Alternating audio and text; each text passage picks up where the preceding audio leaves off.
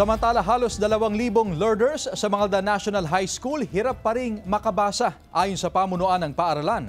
Sundan sa report. Sa edad na 13, hindi pa rin makabasa ang grade 7 learner na si Marco, hindi tunay na pangalan. Nauunawaan naman daw niya ang kanilang mga aralin, pero pagdating sa pagbabasa, aminado siyang nahuhuli siya sa kanilang klase. Sinusubukan ko po magbasa sa bahay.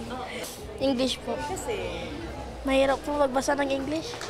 Ayon sa pamunuan ng Mangaldan National High School, marami pa ring estudyante ang hirap makabasa sa junior high school, lalo na sa grade 7 at grade 8. Halos 2,000 learners sa eskwelahan ang maituturing na nasa below proficiency level.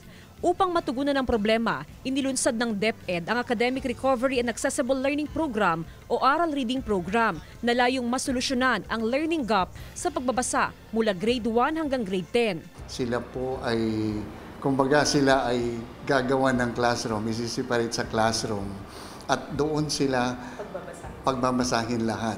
Target ng paaralan na mapataas ang reading comprehension ng mga estudyante at maabot ang grade level proficiency. Correct. Actually, nakakabahala, pero dapat natin gawin at sundin ang patakaran ng DepEd para naman maayos natin.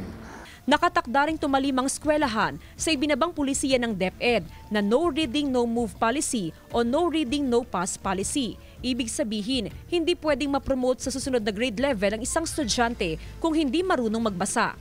Kasama si Jing Dakanay, Jasmine Gabriel Galban, One North Central Luzon.